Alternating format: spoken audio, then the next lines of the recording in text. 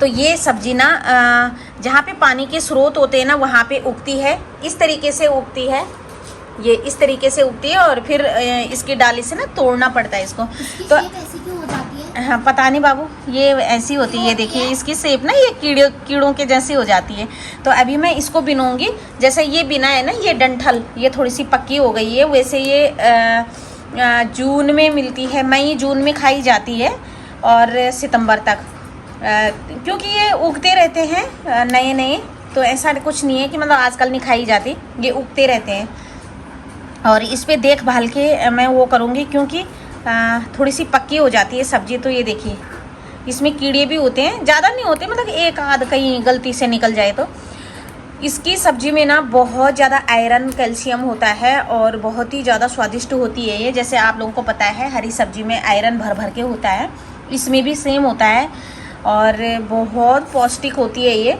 और ये ना हरी सब्ज़ी है तो हरी सब्ज़ी तो बहुत ही लाभदायक होती है। तो अभी मैं इसको बिनूंगी इस तरीके से। और जो वैसे मुलायम मुलायम डंठल होंगे, ये देखिए खट खट से टूट रही है ना ऐसे करके, तो इसका जो स्वाद है इतना दुगना आ जाता है ना, मैं क्या बताऊं। तो मैं बिन रही हूँ अभी इसको और इसकी सब्जी बनाएंगे हम लोग। ये देखिए, और आज हम कहीं जाएंगे। आज हम जाने वाले हैं सोनीपत। ये वाले जो आम है ना, ये मैं अपने कोटद्वार से लाई, मतलब आते समय जब हम गांव से आ रहे थे। अरे ये पीछे गया, इसको निकाल दो। और ये 50 रुपये किलो आम है, मतलब 100 रुपये के 2 किलो। और ये चौसा है, चौसा बहुत ज़्यादा मीठा होता है ना, तो आम के शौकीन है हस्बैंड जी, और उन्होंने पूरे 10 किलो आम रख दिए। कम से कम 2 किलो तो कल खा रहे हो। तो आम बहुत ज़्यादा खाते हैं हम लोग। ये निकाल लो, ये निकाल लो, ये पचक गया देखो। और बहुत अच्छी ग्रेवी है इन आम के अंदर गाइस, ये देखिए, ये निकाल लो। चिपचिपा बहुत ये हो कच्चे रखे हैं। चिपचिपे हो रखे ना, हाँ इसीलिए।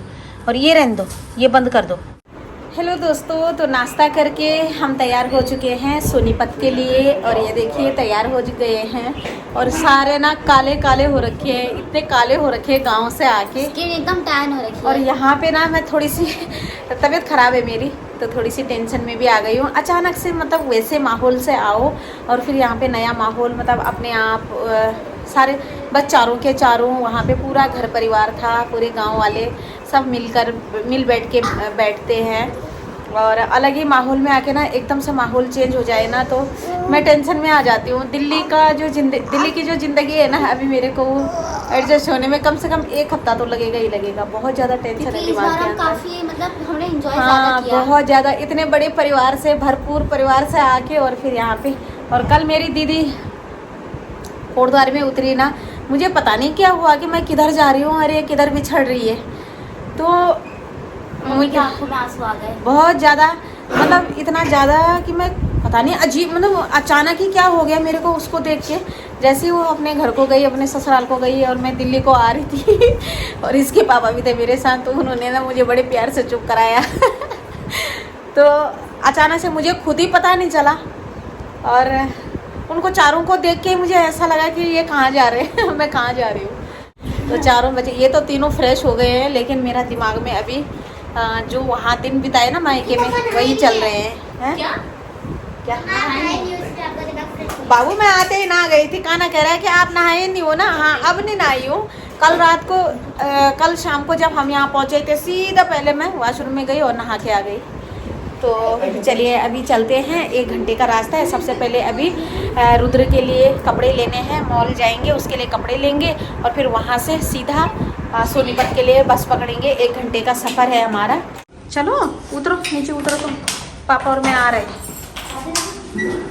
बस बस बस, बाहर से ऑटो पकड़ेंगे हम लोग। बच्चे तो बहुत एक्साइटेड हैं। आ गए हम अपने घर के पास वाले मॉल में और अभी एंट्री कर रहे हैं। फटाफट से कपड़े लेंगे झब्बू के लिए और फिर चलते हैं। तो फ्रेंड्स, फटाफट से झब्बू के लिए ना कपड़े ले लेते हैं हम लोग। और ये जो मॉल है हमारे घर से ज़्यादा दूर नहीं है, पास में ही है। तो उसके लिए कुछ और सोचा था, लेकिन शॉप बंद थी और टाइम था संडे का, दिन था संडे का, और बहुत थके हुए थे गांव से आके। जैसे कि मतलब हम कल रात पहुँचे और आज सुबह हमें सोनीपत जाना पड़ा। क्या करें, कभी कभार कहीं पर जाना पड़ता है और निभाना भी पड़ता है जीवन में। अगर निभाओ नहीं तो फिर बहुत मुसीबत आन पड़ती है सर में। तो उसके लिए फटाफट से मैंने कपड़े सेलेक्ट किए और आप लोगों के साथ शेयर कर रही हूँ। ये वाले कपड़े कैसे हैं ज़रूर बताना कमेंट करके। और ये देखिए, ये 4-5 टी शर्ट लिए उसके लिए और निकर एक ही लिए, तो बस हो जाएंगे। छोटा बच्चा है और बस बिलिंग कराएंगे फटाफट से और निकलेंगे सोनीपत के लिए। और हमारे साथ पोपट हुआ था बहुत बड़ा। ये पोपट हुआ था कि हम यहाँ से कश्मीरी गेट बस अड्डा निकल गए और वहाँ पर जो बस थी ना सोनीपत की, वो लगी ही नहीं थी। और हमसे मतलब हमारे जाने से पहले बस 5 मिनट पहले निकल गई। और दूसरी बस तब लगती है जब सवारी आती है और टिकटें पूरी हो जाती हैं। उसके बाद हमें गाड़ी करनी पड़ी। ये देखिए लाइन देखिए सोनीपत की, सोनीपत जाने वाले लोगों की। तो उसके बाद हमने वहीं से ओला किया। और इसके पापा को सबर नहीं होता है और वो पोपट मैंने ही कराया। उन्होंने पहले कह दिया था कि गाड़ी करेंगे, लेकिन मैंने नहीं करनी थी गाड़ी। ठीक है, अपनी भी है ये उसका हमारे गांव का है, उत्तराखंड का। उत्तराखंड का। हाँ। फिर से ये चक्कर समझ में नहीं आ रहा। तो हम पहुंच चुके हैं सोनीपत और यहाँ आके ना खुला खुला सा लग रहा है। हरियाणा बहुत खुला है। तो ये देखिए सोनीपत बहुत अच्छा लग रहा है, दिल्ली से भी अच्छा लग रहा है। दोस्तों तो हम पहुंच चुके थे अभी थोड़ी देर पहले और रुद्दू को गिफ्ट दिलाने के लिए जा रहे हैं। तो सोनीपत की गलियों में निकल चुके हैं हम पाँचों के पाँचों अकेले, हम चारों। और रुद्दू भी निकल चुका है हमारे साथ। रुद्दू यानी कि झब्बू जिसका बर्थडे है। तो चलिए अभी देखते हैं, आप लोगों के साथ भी शेयर करेंगे कौन सा वाला छोटा सा गिफ्ट दिला रहे हैं हम लोग। तो झब्बू के लिए कपड़े तो ले आए थे हम लोग, लेकिन कुछ उसका एक गिफ्ट और था जो कि उससे प्रॉमिस किया था उसकी ताई ने, यानी कि मैंने। लेकिन आज संडे था और शॉप खुली नहीं थी। तो यहाँ पर ये देखिए तैयारी करने लग गए हैं हम लोग। और ये सारे बैलून वगैरह सब फुला लिए हैं। और ध्यानी जी तो बहुत थके हुए हैं तो वो लेटे हुए हैं और बच्चे एंजॉय कर रहे हैं, खेल रहे हैं। बस ये छोटा सा बर्थडे सेलिब्रेट किया हमने। और बस तीनों भाई बहन हैं और पांचों हम हैं, यानी कि उसका मामा और ताई ताऊ और मम्मी पापा। तो बस इतने ही लोग हैं। और फिर उसके बाद हमने खाना वाना खाया। हम रात रहने के लिए गए थे, यानी कि रात को हमने वहीं रहना था। लेकिन अचानक से मुझे पता नहीं क्या हुआ, मैं कहीं भी जाती हूँ ना तो मुझे ये लगता है कि मैं कब जाऊँ अपने घर। और ऐसे ही सेम बच्चे भी हैं, मतलब सारी रात हमने सोना ही नहीं था। मुझे नींद नहीं आती है कहीं जाके। और ये भी अपना ही घर था। लेकिन हम उसके बाद कम से कम निकले होंगे 10:30-11 बजे वहाँ से। और 1 घंटा हमें लग गया था, जाम में भी फंस गए थे हम लोग। तो बस केक वेक कट चुका है और उसके बाद हम बाहर ही गए खाने के लिए। हमने घर पे नहीं बनाया, मतलब मेरी देवरानी ने कहा कि दीदी बाहर ही चलते हैं और बाहर का ही प्लान बनाया है। तो भाई जो वो बोलते हमें तो वही करना था। और बस ये देखिए साथ में शरारत भी चल रही है बच्चों की और बहुत ज़्यादा शरारत कर रहे हैं। ये मेरी देवरानी है बड़ी वाली और इधर मैं हूँ, मेरे को तो आप जानते ही होंगे। और ये झब्बू है जिसको खिलाया जा रहा है। तो बहुत खुश हो रखा था झब्बू अपने भाई बहनों को पाकर। जैसे उसने देखा कि मेरे भाई बहन आ रहे तो बहुत खुश हो गया। और ये झब्बू का मामा है, यानी मेरी देवरानी का भाई। तो बस हमने केक वेक काटा फटाफट से, कोल्ड ड्रिंक वगैरह सब पी और उसके बाद निकल गए थे हम बाहर के लिए।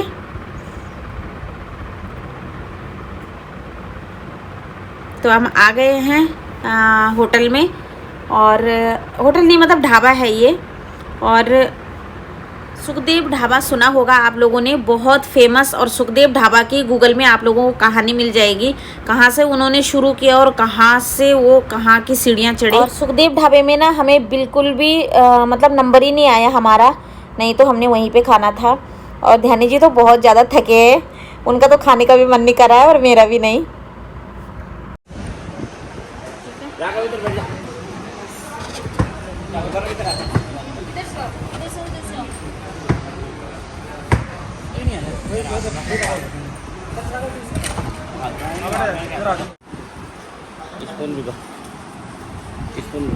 ये मक्खन है, ये चटनी है भट्ट और मूंग दाल की, और ये वैसी हरी चटनी है दही के साथ वाली। ये हम हमारी प्लेट साफ कर रहे हैं, हमारी प्लेट आ गई। तो मेन्यू तो हमने बहुत सिंपल रखा, किसी का भी खाने का मन नहीं कर रहा था। केक, कोल्ड ड्रिंक वगैरह इन सब चीज़ों से, पकौड़ियों से पेट भर गया था और सब कह रहे थे कि मुझे तो नहीं खाना, मुझे तो नहीं खाना। तो मंगाना किसके लिए था, तो सिंपल सा मंगाया है, रायता, ये दाल, पता नहीं क्या क्या मंगाया है।